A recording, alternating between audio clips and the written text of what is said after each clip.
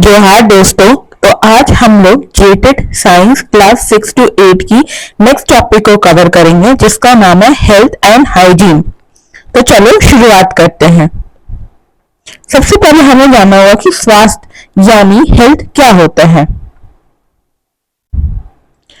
Health ये WHO के हिसाब से यानी वर्ल्ड हेल्थ ऑर्गेनाइजेशन के अनुसार health is defined as state of complete physical, mental and social well-being and not merely the absence of disease। Health स्वास्थ्य वो होता है जहां पे सिर्फ बीमारियां आपकी नहीं होती बल्कि आपको जो शारीरिक, मानसिक और जो सामाजिक अवस्था है वो सभी अच्छी होती है। और हेल्थ को मेंटेन करने के लिए या बैलेंस करने के लिए क्या आवश्यकता है, तो हमारे शरीर की आवश्यकता है, हमारी माइंड की आवश्यकता है और हमारी सराउंडिंग की आवश्यकता है। बॉडी यानी शरीर जो है अगर ये स्वस्थ है, अगर ये ठीक है, सारे बॉडी के फंक्शंस प्रॉपरली वर्क कर रहे हैं, ऑर्गन्स अच्छे से अपना काम कर रहे हैं, दिमाग यानी आपका जो मानसिक स्थिति वो स्टेबल है, वो आपका इमोशनली डिस्टर्ब नहीं होता, आपका कहीं और सोच में नहीं डूबा हुआ रहता है, आपको हीन भावना नहीं देता, आपका जो सामाजिक अवस्था है, आप एक दूसरे से कैसे तालमेल के साथ रह रहे हो, कैसे एडजस्टमेंट कर रहे हो, कोई कॉन्फ्लिक्ट यानी इश्यू क्रिएट नहीं करते, नेगेटिव नहीं सोचते, तो इन सब के ये जो बैलेंस होती है शारीरिक, मानसिक और आपकी सामाजिक की, उसी को हम हेल्थ बोलते हैं। और यही इनकी जो बैलेंस है वो अच्छी हेल्थ की शुरुआत करता है। और ये जो बैलेंस बनना है बॉडी, माइंड और सराउंडिंग के लिए, ये कौन बनाता है, तो हमारी डेली रूटीन जिसको हम दिनचर्या भी बोलते हैं और सीजनल रूटीन जो कि हम ऋतुचर्या भी बोलते हैं, जो कि हमारे इस बैलेंस को करने में मदद करता है।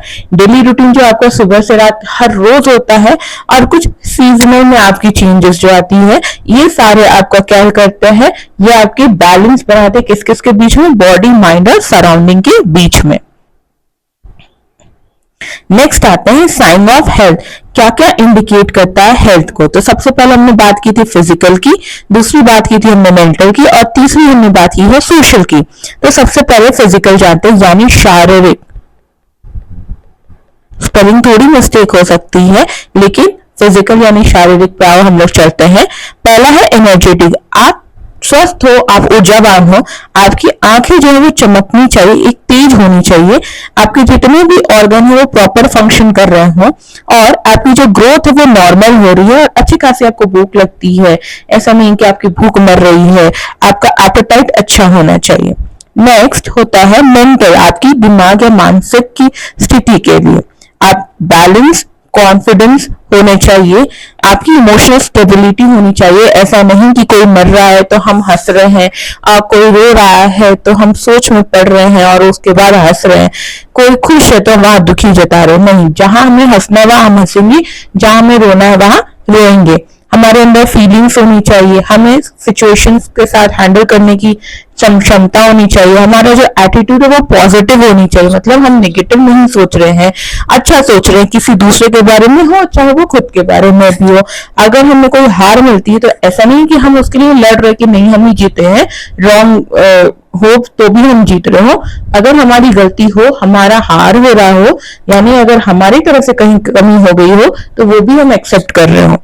इसके बाद आता है सोशल। सोशल यानी सामाजिक, हमारा जो व्यवहार हो एक दूसरे के प्रति वो अच्छा होना चाहिए, हमें एडजस्टमेंट की भावना होनी चाहिए कि हम किसी दूसरे के साथ एडजस्ट करते हुए अपनी लाइफ को आगे बढ़ा सके, हम खुश रहें और दूसरों को भी खुश रखें। हमारा जो कर्तव्य है या रिस्पॉन्सिबिलिटी मिलती है उसको भी निभा पाने की क्षमता होनी चाहिए और हमें एक दूसरे के लिए पॉजिटिव अप्रोच होनी चाहिए, ना कि नेगेटिव अप्रोच। तो ये जो फिजिकल और मेंटल, सोशल है, ये तीनों ही आपके साइन किसके होते हैं या इंडिकेशन किसके होते हैं, हेल्थ यानी स्वास्थ्य के लिए। तो अभी तक हमने जाना कि हेल्थ क्या होता है, हेल्थ की क्या क्या फीचर्स होते हैं या क्या क्या इंडिकेशंस होते हैं और कौन कौन जो है वो हेल्थ को बैलेंस रखने में मदद करता है। इसके बाद हम जो नेक्स्ट पॉइंट पे आते हैं वो है factors that affect the good health. क्या क्या फैक्टर्स जो हैं जो हमारे अच्छे स्वास्थ्य के लिए सहायक हैं, मजबूत, उपयोगी हैं। तो तो सबसे पहले आता है संतुलित आहार यानी balance diet food. Balance diet food में वो सारे तत्व होने चाहिए जो आपकी शरीर को उचित मात्रा में जरूरत पड़ती है, ना कि ऐसा कि हम एप्पल ही रोज खा रहे हैं और बाकी कुछ छोड़ दिए, हम चिप्स ही खा रहे हैं बाकी सब कुछ छोड़ दिए। वो संतुलित होना चाहिए, बराबर मात्रा में होना चाहिए जितनी आपकी शरीर की आवश्यकता हो रही हो। और इसमें क्या क्या आवश्यकता वाली चीजें होती है, तो वो न्यूट्रिएंट्स होते हैं, यानी protein, carbohydrate, vitamin, minerals, salt, ये सारे जो है उचित मात्रा में आपके शरीर में पहुंचा सके, ऐसे डाइट को, ऐसे संतुलित आहार को हमें लेना चाहिए। इसके बाद आता है पर्सनल हाइजीन। पर्सनल हाइजीन मतलब तो क्या होता है कि हमारे हाथ में या अगर हमारा स्वेट जो पसीना निकलता है या हमारे आसपास बहुत सारे माइक्रोब्स यानी माइक्रो ऑर्गेनिजम्स होते हैं या कीटाणु जीवाणु होते हैं जो हमें बीमार करने में मदद करते हैं या उनके सहायक होते हैं, तो उनसे बचने के लिए हमें अपनी जो शरीर की जो स्वच्छता है उसे अच्छे से रखना चाहिए ताकि बीमारियां ना हो सके। इसके लिए हमें क्या क्या करना चाहिए, हमें हाथ धोना चाहिए, किसी भी गंदी चीज से अगर आ रहे हो तो साबुन या हैंड वॉश से हम हाथ धोएंगे, 2 टाइम ब्रश करेंगे ताकि अंदर में जो भी माइक्रोब्स है या बैक्टीरिया है वो आपके दांत को खराब ना कर सके। आप सही टाइम पर नहाएंगे, ऐसा नहीं कि 4-4 महीने तक नहीं नहा रहे हो, ठीक है। तो और तीसरा आता है नेक्स्ट, और रेगुलर एक्सरसाइज।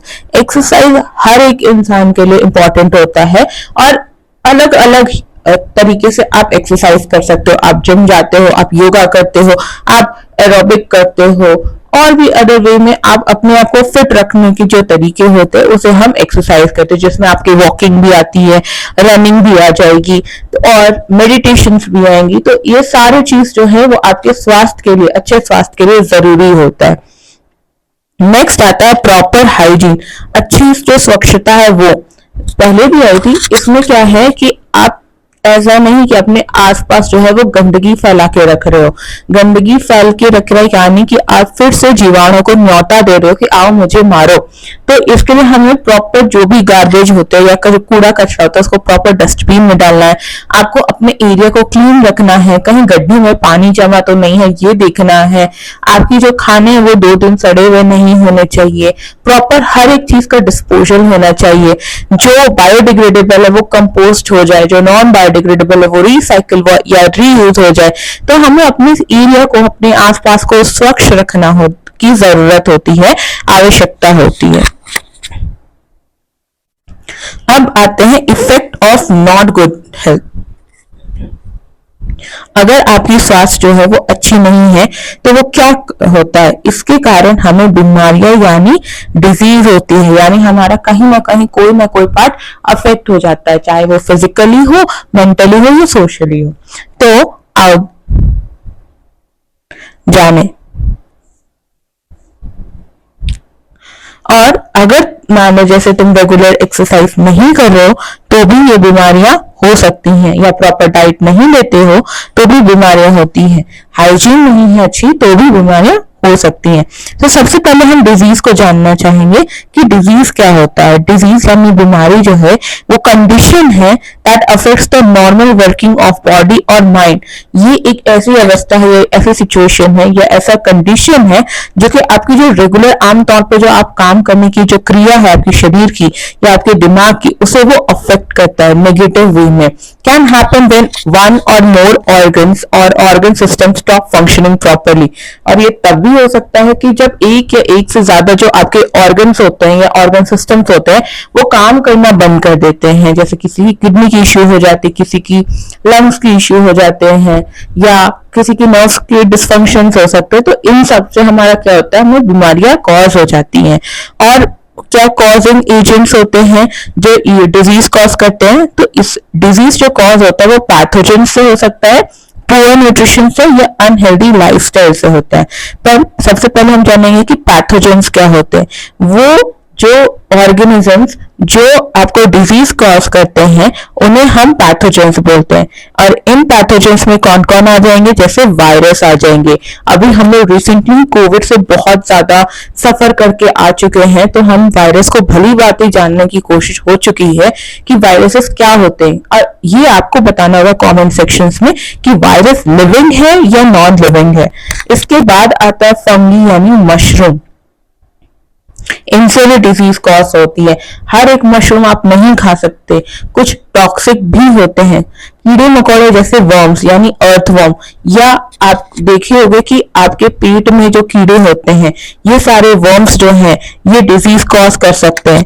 इसके बाद आता है बैक्टीरिया। बैक्टीरिया भी अलग अलग प्रकार के अलग अलग डिजीज कॉज कर सकते हैं। नेक्स्ट होता है प्रोटोजोआ। प्रोटोजोआ जैसे कि अमीबा, पैरामीशियम, ये सारे भी डिजीज कॉज कर सकते हैं। ये सारे जो ऑर्गेनिज्म है वो सिंगल सेल्ड ऑर्गेनिज्म, यानी इनके पास सिंगल सेल प्रेजेंट है।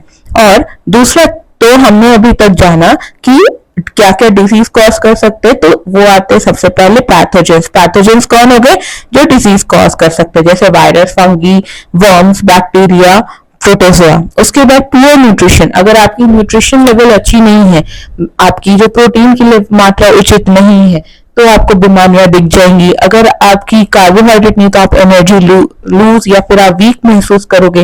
तो अगर प्रॉपर न्यूट्रिशन नहीं है तो आपको बीमारियां हो सकती है। या अनहेल्दी लाइफस्टाइल, बहुत लोगों को ड्रग्स की या सिगरेट्स की यूज या मिस यूज करने की आदत हो चुकी है, उन सब की वजह से भी हमें डिसीज कॉज हो सकती है। या डेली लाइफ में हम प्रॉपर फूड ईटिंग हैबिट नहीं रखते, एक्सरसाइज नहीं करते, टाइम टू टाइम केयर नहीं करते, आसपास गंदगी रखते, इन सब से ये सारे भी जो जिनकी लाइफस्टाइल होती है उनको भी डिजीज जल्दी आने की पॉसिबिलिटी होती है। और इसके अलावा अगर आपका प्रॉपर हाइजीन, और दूसरा चीज है कि रेगुलर एक्सरसाइज नहीं करते हो, तो भी आपको डिजीज कॉज होने की चांसेस बढ़ती है। डिजीज क्या होते हैं, देखो अभी तक हमने हेल्थ एंड हाइजीन में पढ़ा कि हेल्थ क्या क्या डेफिनेशन है, किस तरह से हेल्थ जो है वो अफेक्ट होता है, हेल्थ को बैलेंस करने के लिए क्या क्या चीजों की आवश्यकता होती है। इसके बाद हमने जाना कि अगर अच्छी हेल्थ नहीं है, इसका मतलब क्या है, तो अच्छी हेल्थ नहीं है तो बीमारी हो सकती है। बीमारियां किसको कहते हैं और बीमारियां किसकी वजह से आ सकती है, ये सारी चीजों के बारे में अभी तक हमने जाना। इसके बाद हम जानेंगे कि डिजीज जो है वो कैसे स्प्रेड होती है। तो अलग अलग तरीके से हम डिजीज को डिफाइन करते हैं। तो सबसे पहले जो हम डिफाइन करेंगे वो हम किसके आधार पर करेंगे, स्प्रेडिंग के आधार पर, मतलब वो कैसे फैल रही है। तो इस आधार पर दो तरह के आपके डिजीज होते हैं। पहला होता है कम्युनिकेबल डिजीज और दूसरा होता है नॉन कम्युनिकेबल डिजीज। कम्युनिकेबल को हम कैसे याद रखेंगे, कम्युनिकेशन के साथ याद रखेंगे, यानी वो डिजीज जो कि पैथोजन के द्वारा कॉज होती है, सफर होती है, मतलब डिजीज कॉजिंग ऑर्गेनिजम्स की वजह से ये स्प्रेड होता है, ये फैलता है एक पर्सन से दूसरे पर्सन पे, उसे हम कम्युनिकेबल डिजीज बोलेंगे। जैसे कि कोविड-19 हो गया, चिकन पॉक्स हो गया, डेंगू हो गया, फ्लू हो गया या टाइफाइड हो गया। तो अगर कोई भी बीमारी जो कि एक पर्सन से दूसरे में फैल रहा है, किसकी मदद से, पैथोजन की मदद से, जो बीमारियां कॉज करते उन जीव जंतु के तरफ से, या फिर कंटामिनेटेड फूड एंड वाटर, गंदे पानी या खाने भोजन की वजह से, या एक पर्सन जो इन्फेक्टेड है उसकी वजह से, हवा की वजह से, या फिर रेबिड यानी जो जीवाणु जो कि रेबीज कॉज करते हैं, या फिर इनडायरेक्ट कांटेक्ट की वजह से, तो उन्हें उन डिजीज को हम कम्युनिकेबल डिजीज बोलते हैं। दूसरा कौन है, तो दूसरा है नॉन कम्युनिकेबल डिजीज। वो डिजीज जो कि पैथोजन से कॉज नहीं होते, ये एक पर्सन से दूसरे पर्सन पे स्प्रेड नहीं होते। तो ये कौन कौन होते हैं, ये कैंसर होते हैं, डायबिटीज होता है, अस्थमा होते हैं।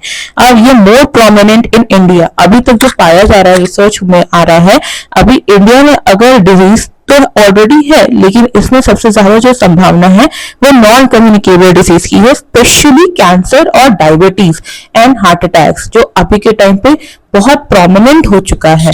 हमारी जो डेली की लाइफस्टाइल की वजह से बोलो या स्ट्रेस लेने की वजह से बोलो। अब दूसरा जो है वो है डेफिशिएंसी डिजीज। हमने डिजीज को उनकी स्प्रेड, उनकी फैलने के आधार पर डिवाइड किया। अब दूसरा जो है वो है डेफिशिएंसी डिजीज। किसी भी चीज की कमी की वजह से जो डिजीज होती है उसे हम डेफिशिएंसी डिजीज बोलते हैं। ये नॉन कम्युनिकेबल यानी एक पर्सन से दूसरे पर्सन में फैलता नहीं है। ये कैसे कॉज होता है? तो ये लैक ऑफ स्पेसिफिक न्यूट्रिएंट्स की वजह से होता है। कोई स्पेसिफिक न्यूट्रिएंट आपके शरीर पे नहीं है, इसकी वजह से हमें डेफिशिएंसी डिजीज होता है। जैसे कि आप लोगों ने पहले जो बेरीबेरी के बारे में जाना था, वो बताओ वो किसकी वजह से, किस डेफिशिएंसी की वजह से आपको ये डिजीज कॉज होता है। या ब्लड क्लॉटिंग रुक जाना, वो किस विटामिन की वजह से प्रॉब्लम होती है। ठीक है, इसके बाद आता है क्रॉनिक डिजीज। क्रॉनिक डिजीज क्या है? तो disease that persist for a long time, जो लंबे समय तक चल रहा बीमारी हो उसे हम क्रॉनिक डिजीज बोलते हैं। जैसे कि 3 से महीने से भी ज्यादा, जैसे कैंसर हो जाता है, डायबिटीज होता है या अस्थमा, ये सब लंबे समय तक की डिजीज है। तो ये सारे जो है वो क्रॉनिक डिजीज कहलाते हैं। और इससे पहले हम डायग्नोस करते हैं, जानते हैं, देखते हैं कि कौन सी बीमारी है, जो मंथ या साल भी लगा देता है ठीक होने में, या ऐसा भी होता है कि लाइफ टाइम आपको ये सफर करना पड़ता है। अब हम आते हैं table of common communicable disease. अभी जो कॉमन कम्युनिकेबल डिजीजेस हो रही हैं उनको हम फोकस करते हैं। तो सबसे पहला जो हमारा आता है वो है हेपेटाइटिस ए। हेपेटाइटिस ए क्या होता है? तो इसकी जो कॉजल एजेंट है, मतलब जो बीमारी कॉज करता है, वो है वायरस। और ये किसको अफेक्ट करता है? किस ऑर्गन को? तो लिवर को अफेक्ट करता है। इसके सिम्टम्स क्या क्या है या क्या क्या इससे हमें असर दिख सकता है हमारे शरीर पे?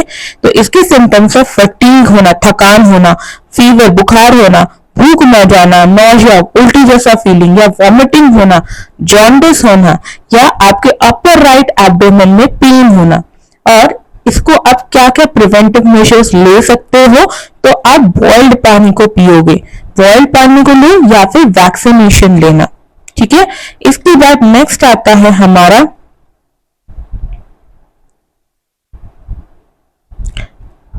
कॉलेरा। कॉलेरा किससे कॉज होता है? तो बैक्टीरिया से कॉज होता है। और ये किसको अफेक्ट करता है? किस ऑर्गन या किस पार्ट को? तो इंटेस्टाइन को ये अफेक्ट करता है। इसके क्या क्या लक्षण दिखते हैं? डायरिया या डिहाइड्रेशन। यहाँ पे और प्रिवेंटिव मेजर्स क्या क्या ले सकते हो? तो सबसे पहले आप स्वच्छता को अच्छे से रख सकते हो, पर्सनल हाइजीन मेंटेन कर सकते हो, गुड हैबिट को यूज कर सकते हो, consumption of properly cooked food. Properly cooked food को आप यूज करो, नहीं तो इशू क्रिएट होता है। और पानी बॉइल्ड खाना, पानी जो है वो बॉइल्ड पीना चाहिए, और वैक्सीनेशन लेने का।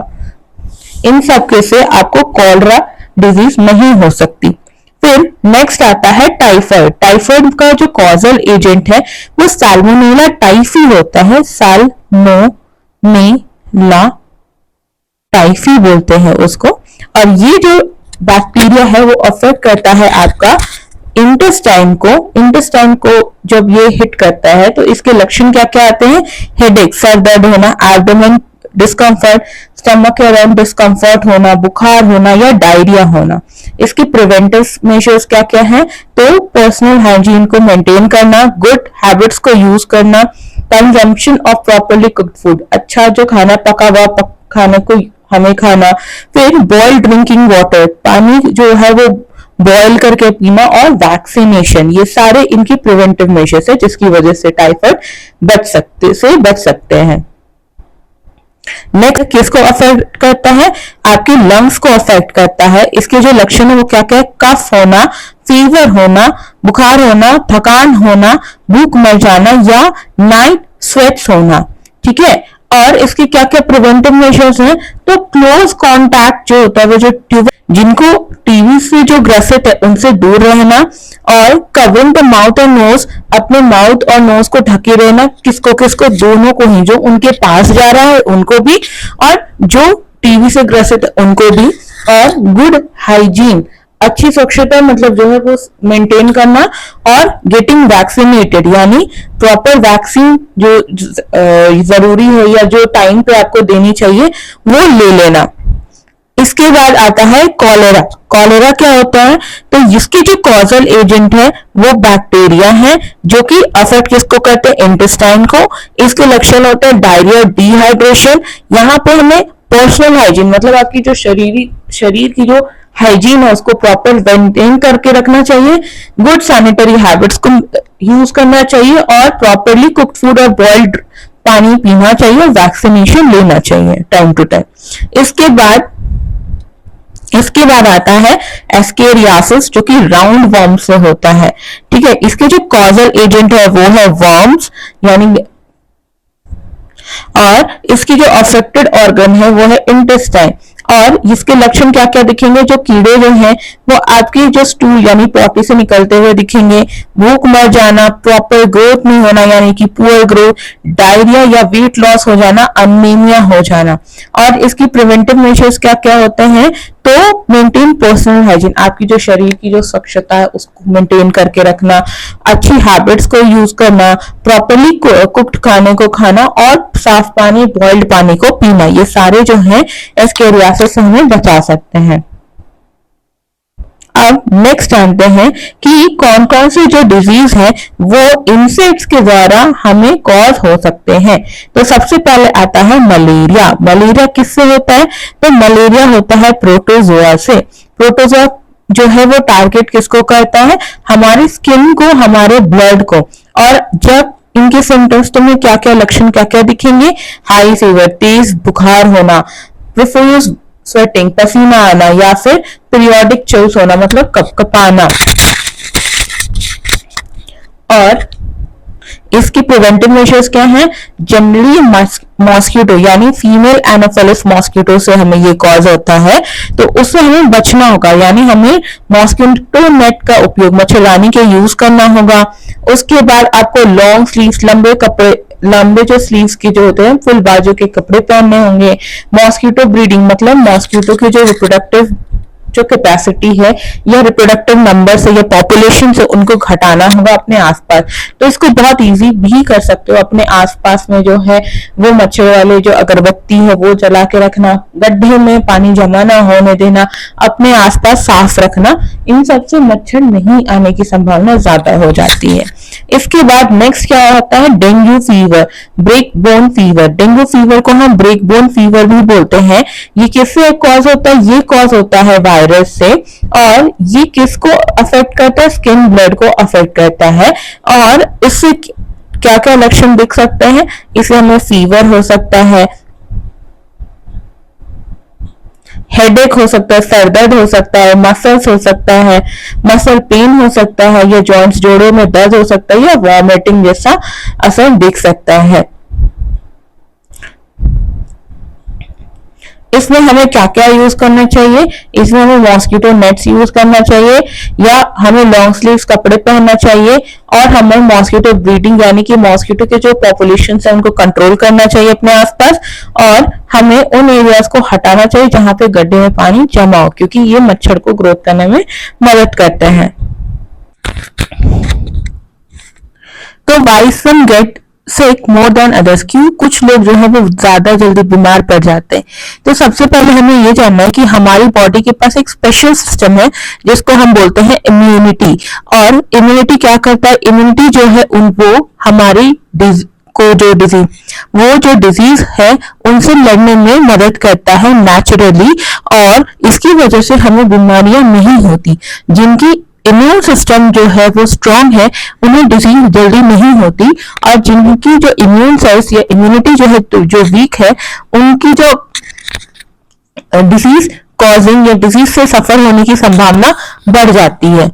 इसके बाद नेक्स्ट क्या है कि harnessing your immune system, drops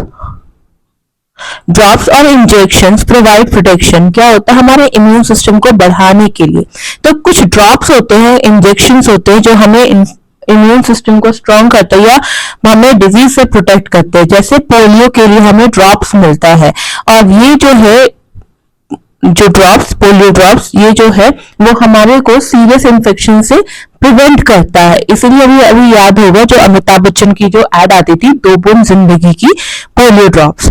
उसके अलावा बहुत सारे इंजेक्शंस होते हैं जिसमें से आपको बहुत ही डेंजरस जो डेडली डिजीजेस होते हैं जैसे कि मिजल्स हो गए, टेटनस हो गए या हेपेटाइटिस हो गए, उन सबको प्रिवेंट करने के लिए यूज होता है। और ये सारे जो इंजेक्शन हो गए या ड्रॉप्स हो गए वो किसके अंदर आते हैं, वो वैक्सीन के अंदर आते हैं। और वैक्सीन क्या होते हैं, तो वैक्सीन जो है वो वर्क करते हैं by training your immune system to recognise the germs. जैसे हम लोग एज अ टीचर हेल्प करते हैं कि क्या क्वेश्चंस की पॉसिबिलिटी हो सके, वैक्सीन भी इम्यून सेल को ट्रेन करता है मदद करने के लिए, ताकि वो डिटरमाइन कर सके कि कौन जर्म से कौन बीमारी कॉज कर सकते, कौन पैथोजन है। और ये जो है ये क्या प्रोवाइड करते हैं, अक्वायर्ड इम्यूनिटी। अक्वायर्ड इम्यूनिटी का मतलब क्या होता है कि हम कुछ वीकेंड सब्सटेंस या वीकेंड जर्म्स या उनके जो पार्ट्स होते हैं वो हम इंजेक्शन के थ्रू इंजेक्ट करते हैं पर्सन में, ताकि उनके अगेंस्ट में जो फाइट हो सकता है हमारे इम्यून सेल्स के द्वारा वो हो, और नेक्स्ट टाइम उनके दिमाग में या उनके पास मेमोरी डेवलप हो सके कि ये जर्म्स आए थे, इनके लिए हम ये फाइट इस तरह से कर सकते हैं। तो इससे एक बात बताओ कि जो फीवर हमारे बॉडी में आता है वो क्या बीमारी है या बीमारी की इंडिकेशंस है। अब नेक्स्ट आते हैं कि वैक्सीन बनते कैसे, हाउ वैक्सीन आर मेड। तो डिफरेंट वेज ऑफ डेवलपमेंट, ये जो वैक्सीन की जो डेवलपमेंट है वो अलग अलग तरीके से। इसमें क्या किया जाता है कि पैथोजन जो डिजीज कॉज होते हैं उनको वीक किया जाता है, कमजोर जो पार्ट होता है ये जो पैथोजेंस होते हैं उनको इंजेक्ट किया जाता है, या फिर उनके इनएक्टिवेटेड पैथोजन के इनएक्टिवेटेड पार्ट को इंट्रोड्यूस किया जाता है, या सेल इंस्ट्रक्शन होता है, ठीक है। या मेथड 2 क्या है, फ्रॉम इनएक्टिव और harmless parts of the pathogen. Pathogen के वो जो हार्मलेस पोर्शन है जो अफेक्ट नहीं कर सकते या जो इनएक्टिव होते हैं उसको इंजेक्ट कर दिया जाता है। और तीसरा मेथड क्या हो जाता है, new vaccine instruct your body cells directly. जो न्यू वैक्सीन है वो डायरेक्ट ही आपके बॉडी सेल्स में ट्रांसफर किया जाता है। अब immunity vaccine types and tech, क्या क्या वैक्सीन के टाइप हो सकते हैं वो जानते हैं। Different ways of development, vaccine के अलग अलग मेथड है डेवलपमेंट का। सबसे पहले हमने जाना कि वो वीकेंड या डेड पैथोजेंस जैसे वायरसेस या बैक्टीरिया के जो वीक पोर्शन है या डेड पैथोजन से उनको इंट्रोड्यूस करना। दूसरा मेथड क्या है, दूसरा मेथड है इनएक्टिव और हार्मलेस पार्ट को इंट्रोड्यूस करना। तीसरा मेथड है कि जो न्यू वैक्सीन होता है उसको इंस्ट्रक्ट किया जाता है बॉडी सेल्स में डायरेक्टली, ठीक है। अब आते हैं ओडिशा की कम्युनिटी लेड सैनिटेशन में। ओडिशा में क्या किया गया था कि यहाँ पे एक एक्शन लिया गया था जो कि हेल्प करता है और बिल्ड करने में किसको, टॉयलेट्स को। और इसका इम्पैक्ट क्या हुआ, इसका असर क्या दिखा, यहाँ पर reduce open defecation system significantly. हमारे पुराने सिस्टम में अगर देखा जाए या गांव में देखा जाए तो वॉशरूम्स नहीं होते थे, टॉयलेट्स नहीं होते थे, जिसकी वजह से लोग खेतों में जाके पॉटी या फिर वॉशरूम करते थे, टॉयलेट करते थे। इसकी वजह से क्या होता था, उसकी वजह से भी डिजीज कॉज होता था। तो ओडिशा के कम्युनिटी सेक्शंस में क्या काम किया, उन्होंने टॉयलेट्स को बिल्ड करने में मदद की, जिसकी वजह से जो बाहर खुला जो शौचालय होता था वो रुक गया, वो कम हुआ, जिसकी वजह से रिजल्ट क्या आया, fewer cases of diarrhoea. Diarrhoea के जो केसेस है ना वो कम हो गए थे। इन्फेक्शंस के केसेस जो है वो चाइल्ड में जो है वो कम हो गए थे, और चिल्ड्रन की या बच्चों की जो हेल्थ या स्वास्थ्य जो है वो ठीक होने लगी थी। अब आते हैं साइंटिस्ट के बारे में जानने का, यानी डॉक्टर कमल रामादेव के बारे में, जिनका जो अवकाल था वो था 1970 to 2001। ये पायनियरिंग बायोमेडिकल रिसर्चर थी। बायोमेडिकल यानी कि मेडिसिन से रिलेटेड जो रिसर्च होता है वो उनकी जो रिसर्चर थी। इन्होंने क्या पढ़ा, इन्होंने किसकी पढ़ाई की, इन्होंने स्टडी की जो कि लिंक था हार्मोन से, वायरस से और कैंसर से, जिसके बाद उन्होंने कैंसर ट्रीटमेंट में इंप्रूवमेंट लाया था और प्रिवेंशन, कैंसर ट्रीटमेंट से कैसे बच सकते उनके बारे में बताया, और क्या क्या हाईलाइटेड रिस्क है, मतलब क्या क्या रिस्क है कैंसर की, तो वो टोबैको, डाइट एंड पॉल्यूशन के बारे में भी उन्होंने हाईलाइट किया, सिग्निफाइड किया। अब आते हैं हम लोग एडवर्ड जेनर की वैक्सीनेशन स्टोरी के बारे में जानने के लिए। तो एडवर्ड स्टोरी की जो वैक्सीनेशन वो कहाँ से शुरुआत हुई, तो ये ऑब्जर्व किया गया कि जो मिल्कमेड्स होते, जो दूध निकालने वाली जो महिलाएं होती थी, उन्हें जो स्मॉल पॉक्स जो होता था वो नहीं होता था। और वो किनको नहीं होता था? जिनको माइल्ड काउ पॉक्स हो जाता था। माइल्ड काउ पॉक्स क्या होता है? ये एक वायरल इन्फेक्शन होता है जो कि काउज में होता है, लेकिन ये ह्यूमन बींग्स में भी होने की संभावना होती है, जहां पे फुंसियां आ जाती हैं। तो ये जो जिनको काउ पॉक्स हो जाता था, तो उनमें स्मॉल पॉक्स नहीं दिखता था।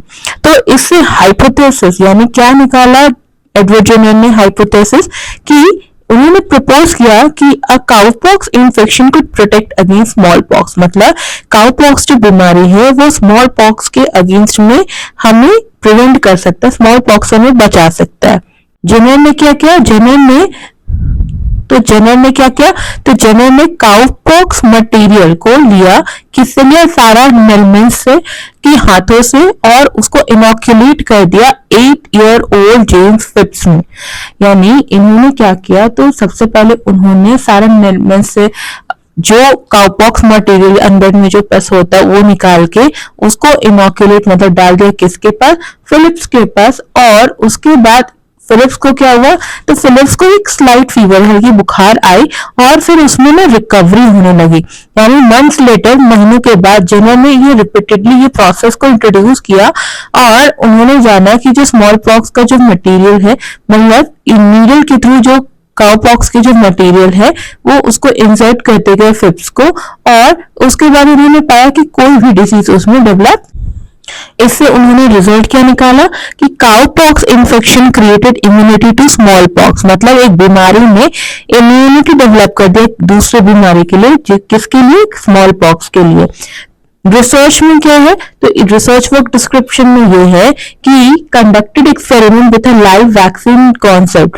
ये लाइव वैक्सीन कॉन्सेप्ट के थ्रू यहाँ पे एक्सपेरिमेंट हुआ, जहां पे आइडेंटिफाई किया गया क्रॉस प्रोटेक्शन को किसके किसके बीच में? काउ पॉक्स और स्मॉल पॉक्स के बीच में। और उसके बाद डॉक्यूमेंट किया गया रिजल्ट को, और उनकी मेथोडोलॉजिकल टेस्टेड फॉर इम्यूनिटी। इसके बाद वैक्सीन इंट्रोड्यूस हुआ, और वैक्सा जो है वो लैटिन वर्ड है जिसका मतलब होता है काउ।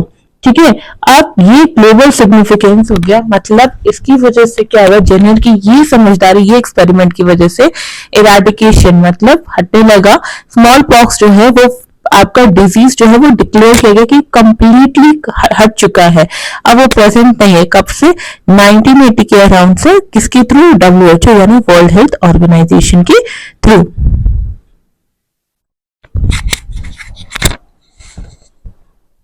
तो अब आते हैं नेक्स्ट हाइजीन पोर्शन पे। तो the practice that we follow in our daily life to maintain good health is called hygiene. जो भी हम प्रैक्टिस करते हैं या रूटीन फॉलो करते हैं अपनी डेली लाइफ में ताकि अच्छा स्वस्थ जीवन रहे, उसे हम हाइजीन बोलते हैं। हाइजीन दो तरह से हो सकता है। एक होता है पर्सनल हाइजीन, जो हम लोग अपने आप पे करते हैं, जैसे कि हम अपने बॉडी को क्लीन करते हैं, कोई बैड स्मेल नहीं रखते, या फिर ब्रश करते हैं। दूसरा होता है कम्युनिटी हाइजीन, मतलब एक समुदाय जो अपना स्वच्छता रहता है, अपने आसपास को साफ रखता है। कैसे? तो एनवायरनमेंट को क्लीन करके, प्रॉपर वेस्ट का डिस्पोजल करके, प्रॉपर डस्टबिन का यूज करके, जो गड्ढे एरिया है वहां पे पानी न जमते हुए, मच्छरदानी का यूज करते हुए, स्ट्रीट्स को क्लीन रखने में, और भी तरह से। तो एग्जाम्पल्स क्या हो गए प्रैक्टिसेस के हाइजीन के? तो हैंड वॉश, हाथ धोना, शावरिंग, नहाना, ब्रशिंग टीथ, ब्रश करना, ट्रिमिंग नेल्स, नेल्स को काटना, स्वीपिंग, झाड़ू लगाना, रिसाइकिल करना, जो भी नॉन बायोडिग्रेडेबल सोर्सेस है उनको रिसाइकिल करना, यूजिंग अ बिन, ऐसे खुले में कचरे को ना फेंकते हुए एक डस्टबिन में डालना। जानेंगे कि कैसे हम डिजीजेस को रोक सकते, उससे कंट्रोल कर सकते। तो सबसे पहला हमारा इम्यूनिटी सिस्टम है। हमारे पास एक नेचुरल एबिलिटी है जो कि क्या करता है, बॉडी जो है फाइट करता है, किसकी मदद से? इम्यून सेल, मतलब हमारे शरीर में कुछ ऐसे सेल्स होते हैं जो डिजीज से या अनवांटेड गेस्ट से हमें बचाते हैं, उनसे फाइट करते हैं, और उन्हीं सेल्स को हम इम्यून सेल्स बोलते हैं, जो कि हमें इम्यूनिटी प्रोवाइड करते हैं। और इस तरह की जो इम्यूनिटी है वो क्या है? एक्वायर्ड इम्यूनिटी है। इम्यूनिटी के अलावा दूसरा क्या होता है, आपका वैक्सीन होते हैं। वैक्सीन क्या होते हैं, वैक्सीन जो होते हैं वो वीक एंड कमजोर या डेड पोर्शंस होते हैं या डेड पैथोजेंस होते हैं जो कि डिजीज कॉज करते हैं, जैसे कि वायरस या बैक्टीरिया, या फिर इनएक्टिव पार्ट या harmless part of the pathogens जो है वो हमारे बॉडी में इंजेक्ट किया जाता है, उसे हम वैक्सीन बोलते हैं। और सबसे पहले जो फर्स्ट वैक्सीन जो आया था वो प्रोटेक्ट करता था स्मॉल पॉक्स से, और वो किसके थ्रू आया था, एडवर्ड जेनर के पास से। एडवर्ड जेनर जो थे वो एक इंग्लिश डॉक्टर थे जिन्होंने जाना ये पहचाना कि पीपल, जो लोग जिनको ना सफर होते थे काउ पॉक्स से, उनको ना स्मॉल पॉक्स नहीं होता था। यानी जो लोगों को काउ पॉक्स हो रहा उन्हें स्मॉल पॉक्स नहीं हो रहा, और इसकी की वजह से उन्होंने इन्वेंट किया पहला वैक्सीन जिसको स्मॉल पॉक्स में यूज किया गया। नेक्स्ट क्या पोर्शन बोलता है, Bhadrak district sanitation story. Bhadrak district Odisha में क्या हुआ था कि कम्युनिटी सैनिटेशन कैंपेन हुआ था, जिससे लोगों ने क्या किया, जिसकी मदद से टॉयलेट्स को बनाया गया, और इसकी वजह से जो खुले में शौचालय होता था वो धीरे धीरे कम हुआ। बच्चों की जो स्वास्थ्य थी उसमें सुधार आया और कम केसेस आने लगे, किसकी, डायरिया और इन्फेक्शन से। तो अब तक हमने 3 पोर्शन कवर कर लिया। सबसे पहले हम लोगों ने सोर्सेस ऑफ फूड को देख लिया, दूसरा हमने कंपोनेंट्स ऑफ फूड को कवर कर लिया, तीसरा हमने हेल्थ एंड हाइजीन को कवर कर लिया, चौथा हम लोग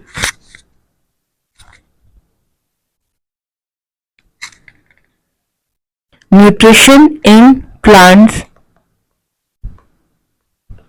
को कवर करेंगे।